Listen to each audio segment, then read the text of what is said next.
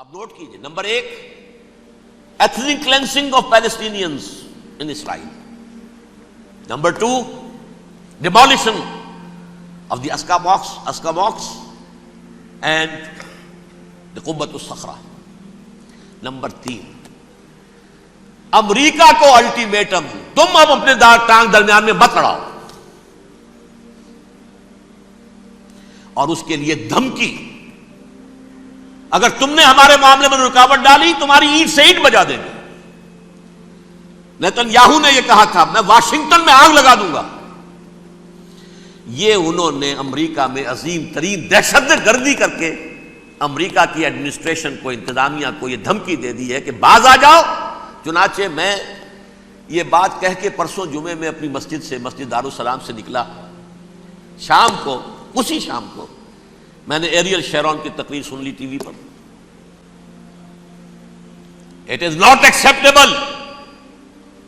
Don't appease the Arabs at our expense. We are not going to become Czechoslovakia. We have to depend on ourselves only and rely on ourselves only. کیا مطلب ہے اس کا؟ کس کو سنا رہا ہے؟ امریکہ بہادر، ہم تمہارے محتاج نہیں ہیں، ہم تمہارے ٹکڑے اڑا دیں گے، تیسرے کر دیں گے تمہارے، تم بیچ میں آؤ تو صحیح. ہم اور دیکھ لو ایک نشانی ہم تمہیں دکھا دیتے ہیں. مجھے 100% یقین ہے یہ پورا ہسٹوریکل پروسیس، اور جس جگہ یہ پہنچ گیا ہے، جس کریٹیکل پوائنٹ تک یہ پہنچ چکا ہے، یہ جو بھی حملہ ہوا ہے ورلڈ ٹریڈ سینٹر پر اور پینٹاگون پر، یہ اسرائیل کا کام ہے. اسرائیل سے کم تر کسی ادارے کے لیے ممکن ہی نہیں، اس لیے کہ اسرائیل کے ایجنٹ امریکہ کے پورے نظام کے اندر جو ہے گھسے ہوئے موجود ہیں، ہر جگہ موجود ہیں. جیسے سرطان کا پھوڑا ہوتا ہے پورے جسم میں، وہ اپنی جڑیں جما لیتا ہے، ایسا ہے. پوری ایڈمنسٹریشن، پوری اکانومی، تمام ذرائع ابلاغ، پرنٹڈ میٹر ہو یا یہ کہ الیکٹرانک میڈیا، سب ان کے قبضے میں. ڈیفنس کا سارا معاملہ ان کے قبضے میں ہے. کوئی اور طاقت یہ کر ہی نہیں سکتی. امریکہ، اس کے سیکیورٹی کے معاملات تہ در تہ، دائرہ اندر دائرہ، اس دائرے تک 100 میل تک کوئی جہاز آ جائے گا اگر کہیں جو کہ ان آئیڈینٹیفائی ہو تو یہ ہو جائے گا، اس سے آگے آگے تو یہ ہو جائے گا، اس سے آگے، اور وہ آ رہا ہے، چلا آ رہا ہے. پینٹاگون پر آ گیا ہے اور 1 گھنٹے بعد آیا ہے. پہلی سٹرائک جو ہوئی ہے ورلڈ ٹریڈ سینٹر، اس کے 1 گھنٹے کے بعد پینٹاگون پر آ گیا. پینٹاگون وہ تو یوں سمجھیے ان کی مملکت کا حساس ترین دفاع کا مرکز، اور اس کا 1/3 حصہ جلا کے راکھ کر دیا. انہوں نے یہ دھمکی دی ہے، لیکن اس سے ان کے پیش نظر مقاصد کیا تھے؟ 3. اس دہشت گردی کے 3 مقاصد. فوراً اس کا رخ موڑ دینا اسامہ اور اس کی القاعدہ کی طرف. امریکہ غصے میں لال بھبوکا ہو کر فوراً اقدام کرے، اور ایک طرف تو اسامہ اور ان کے ساتھ طالبان کا ٹنٹا مکا دے، اور دوسری طرف چونکہ پاکستان الائی ہے اور پاکستان کے عوام جو ہیں وہ طالبان کے ہمدرد ہیں، وہ اگر اٹھے تو ان کا بھی بیڑا غرق کرے. ایک تیر سے 2 شکار تو ادھر ہو جائیں، جو مستقبل میں انہیں خطرہ ہے. 1967 کی جنگ کے بعد جبکہ انہوں نے فتح کا جشن منایا تھا یہودیوں نے، تو انہوں نے پیرس میں جو ایک جشن منایا ہے، وہاں بن گوریون کی تقریر یہ تھی، ہمیں کسی عرب ملک سے کوئی خطرہ نہیں، کوئی اندیشہ نہیں، ہمیں اندیشہ اگر ہے تو صرف پاکستان سے. یہ ہے وہ بات جو میں نے کہی تھی. نکتہ کیا ہے؟ یہ سائملٹینیسلی کیوں وجود میں آئے ہیں یہ 2 ملک؟ مشیت ایزدی میں پاکستان کا رول یہ ہے. حدیث میں آتا ہے ما انزل اللہ من دائن الا انزل لہ دوان، اللہ نے کوئی بیماری ایسی نہیں اتاری اس کا کہ توڑ اور دوا پیدا نہ کی. اسرائیل کا توڑ پہلے پیدا کیا.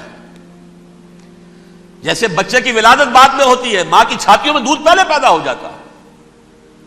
یہ اللہ کی فطرت ہے، اللہ کا طریقہ ہے. خطرہ انہیں ہے تو ہم سے ہے اگر کوئی خطر مجھ کو تو اس امت سے ہے. اس کی خاکستر میں ہے اب تک شرار آرزو. یہاں کے عوام، حکومت تو ٹھیک ہے ہماری جیب میں آ گئی، عوام کے اندر ہے، یہ بھڑک سکتی ہے چنگاری. یہی وجہ ہے بار بار ان کا کہ ہم زیادہ دباؤ نہیں ڈالنا چاہتے پاکستان پر. ہمارا بہت بڑا الہی ہے, ہم بہت پیسے بھی دے دیں گے, یہ بھی کر دیں گے, وہ بھی کر دیں گے, لیکن ہم زیادہ دباؤ نہیں ڈالنا چاہتے, ڈی اسٹیبلائز نہ ہو جائے, یہاں کے عوام کہیں کھڑے نہ ہو جائے. لہذا حملہ یہاں سے نہیں, وہ ازبکستان سے کرانے کی باتیں ہو رہی ہیں.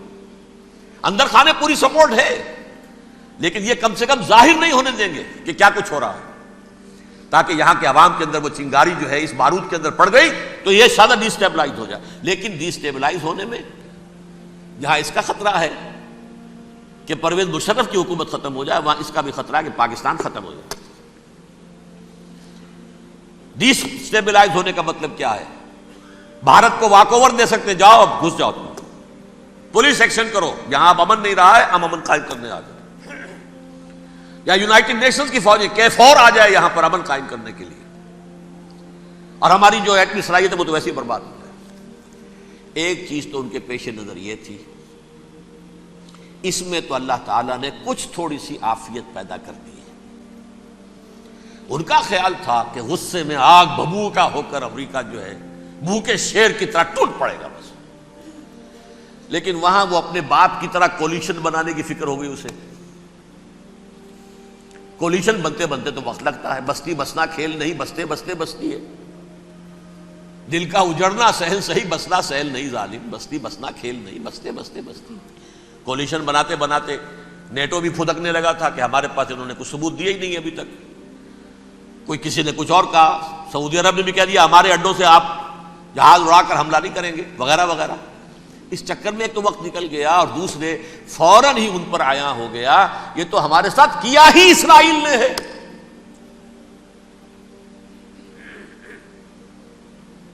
لیکن یہ بات لیک نہیں کرنا چاہتے. میں نے خود سنا اور بھی بہت لوگوں سے کہا کہ یہ باقاعدہ اسٹیٹ ڈپارٹمنٹ کی طرف سے ٹی وی پر, CNN پر, BBC پر یہ اعلان آیا کہ یہ جو انویسٹیگیشنز ہو رہی ہیں اس حادثے کی تحقیقات کی, اس کی معلومات لیک کیوں ہو رہی ہیں, لیک نہیں ہونی چاہیے. کیوں؟ اسامہ کے خلاف اگر کوئی ثبوت ہے لیک ہو جائے 1000 مرتبہ, کسی کو کوئی نقصان ہے؟ یہ کون سا تھا, کون سا لیکیج ہے جسے روکنا مقصود ہے؟ وہ تو ہمارا متمنا ہے, ہمارا بیٹا ہے, وہ کر رہا ہے. اس گھر کو آگ لگ گئی گھر کے چراغ سے, but they have given a message to the United States of America,